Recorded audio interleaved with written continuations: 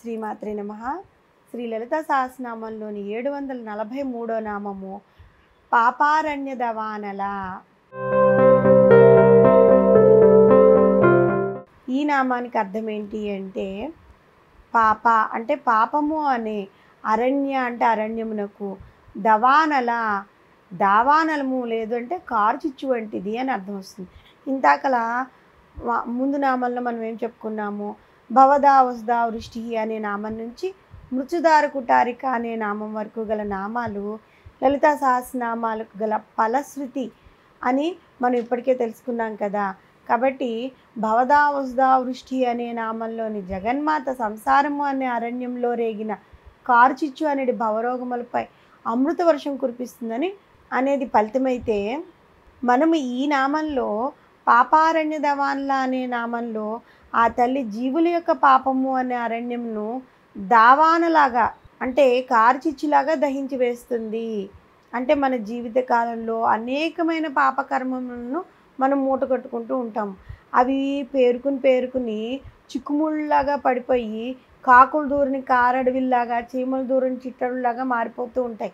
ఆ పాపములు అనే ముడుల్లో చిక్కుకుని జీవుడు ఎంతగా విలవిల్లాడుతూ ఉంటాడంటే, ఆ పాపాలు రాను రాను పెరగడమే కానీ ఇంకా తగ్గడం అనేది ఉండదన్నమాట.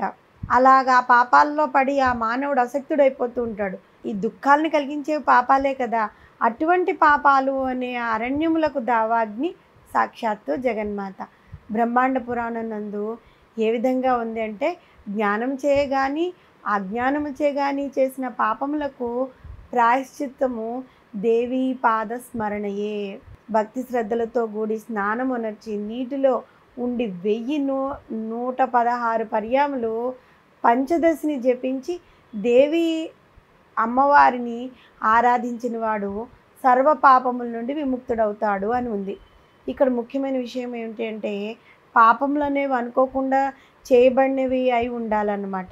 రెండవది, ఆ పాపాలకు జీవుడు పశ్చాత్తాపం పొంది ఉండాలి.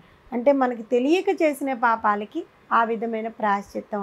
అంతేగాని అదే పనిగా పాపాలు చేస్తూ ఎటువంటి ప్రాయశ్చిత్తం లేని వారిని జగన్మాత ఆ పాపాలు అనే అరణ్యం నుండి రక్షించదు. అంతేకాదు కదా, అటువంటి వాణిని ఆ పాపాలతో కలిపి భస్మం చేసేస్తుంది. పశ్చాత్తాపడిన పాపి యొక్క పాపంలో జగన్మాత చేత భస్మం చేయబడతాయన్నమాట. లేనివాడు పాపాలతో సహా భస్మం అయిపోతాడు. ఎవరైతే పశ్చాత్తాపడతారో వారి పాపాలు భస్మం చేస్తుంది.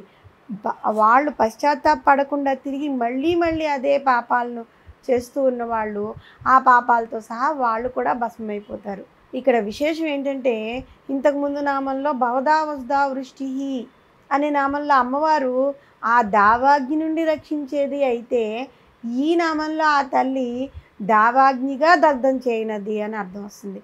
ఆ తల్లి యొక్క కత్తికి రెండు వైపులా పదునే కదా. మరి అమ్మవారిని ఆరాధించిన, ఆ తల్లి నామజపాలను చేసిన జగన్మాత వారి యొక్క పాపాలను భస్మీపట్నం చేస్తుందన్నమాట. ఈ విషయాన్ని గీతాచార్యుడైన శ్రీకృష్ణ పరమాత్మ భగవద్గీతలోని 4వ అధ్యాయమైన జ్ఞాన కర్మ సన్యాస యోగంలోని 37వ శ్లోకంలో వివరించారు. ఏ విధంగా ప్రజ్వలిల్లుతున్న అగ్ని సమిధులను లేదంటే కర్రలను భస్మం చేస్తుందో, అదేవిధంగా జ్ఞానాన్ని భౌతిక కర్మల చేత వచ్చు ఫలితాలను కూడా భస్మం చేస్తుంది. ఈ జ్ఞానం అనేది ఈ శరీరంతో చేసే కర్మలను భస్మం చేస్తుంది అని అర్థం. మానవుడు తాను గత జన్మలోనూ ఈ జన్మలోనూ ఆచరించిన కర్మ ఫలితాలను అనుభవించడానికి పునరపి జననం పునరపి మరణం పునరపి జనని జఠరే శయనం అని ఈ సంసార చక్ర భ్రమణంలో తిరుగుతూ నలిగిపోతూనే ఉంటాడు. అటువంటి పాపకర్మముల నుండి విముక్తి పొందటానికి జీవునకు ఆ జీవి పరమాత్మను ఆరాధించడం, పరమాత్మ తత్వజ్ఞానాన్ని పొందటం ఎంతో ముఖ్యం.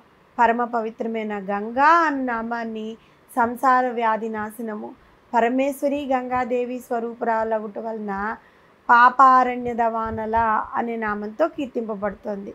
మానవులు తాము చేసిన లేదంటే తెలియకుండా చేసిన పాపాలకు ప్రాయశ్చిత్తంగా అమ్మవారిని సర్వస్వ శరణాగతి వేడి పాపారణ్య దవాన్ల అనే నామాన్ని స్మరిస్తూ ఉన్నట్లయితే, అమ్మవారు తెలియక చేశారు కదా అని చెప్పి వారి యొక్క పాపాలను అమ్మవారు దగ్ధం చేస్తుంది. అలా కాకుండా తెలిసి చేసి మళ్ళీ మళ్ళీ అవే పాపాలను తిరిగి చేస్తున్నట్లయితే అమ్మవారు ఆ పాపాలనే కాదు వారిని కూడా భస్మం చేసేస్తూ ఉంటుంది. కాబట్టి పాపారణ్యద వల్ల అనే నామంతో అమ్మవారిని స్మరిస్తూ ఉండడం వల్ల మనము గత జన్మలో ఈ జన్మలో చేసుకున్న పాపాలన్నీ ఎప్పుడూ సర్వస్వ శరణాగతి వేడినప్పుడు భక్తితో సర్వస్వ శరణాగతి వేడినప్పుడు మాత్రము ఆ తల్లి మన పాపాలను పోగొడుతుంది. శ్రీమాత్రే నమః.